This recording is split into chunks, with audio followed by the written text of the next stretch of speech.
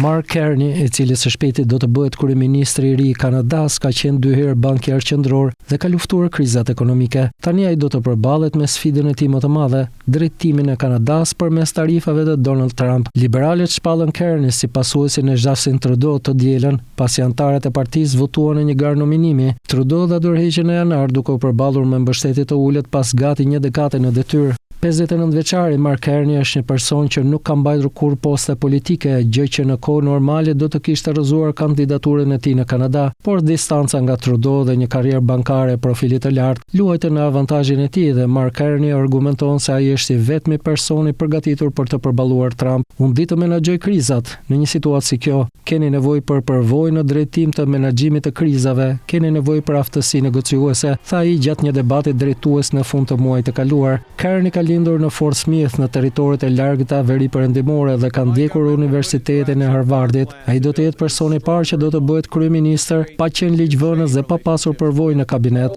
Sipas tij, Kanadaja duhet të luftojë tarifat e Trump dhëmb për dhëmb dhe të diversifikojë marrëdhëniet tregtare në periudhën e fatmesme. Në zgjedhjet e ardhshme, të cilat duhet të mbahen deri më 20 tetor, liberalët do të përballen me konservatorët e opozitës zyrtare, kreu i së cilës, Pierre Poilievre, është një politikan karriere me pak ekspozim ndërkombëtar. Në të kundërt, Carney kaloi 13 vjet në Goldman Sachs përpara se të emërohej zëvendës guvernatori i Bankës së Kanadas në 2003. Ai u largua në nëntor 2004 për një postë të lartë në Ministrinë e Financave dhe u kthye për të bërë guvernator i Bankës Qendrore në 2008 në moshën 42 vjeçare. Carney fitoi lëvdata për trajtimin e krizës financiare, kur krijoi lehtësi të reja kredie emergjente dhe dha udhëzime jashtëzakonisht të qarta për mbajtjen e normave në nivele rekord të ulta për një periudhë të caktuar kohore. Banka Anglisë ishte mjaftueshëm me impresionuar për të afruar atë në vitin 2013, duke e bërë guvernatorin e parë jo britanik në historinë 3 shekullore të Bankës Qendrore dhe personin e parë që ka drejtuar ndonjëherë 2 banka qendrore të G7-s.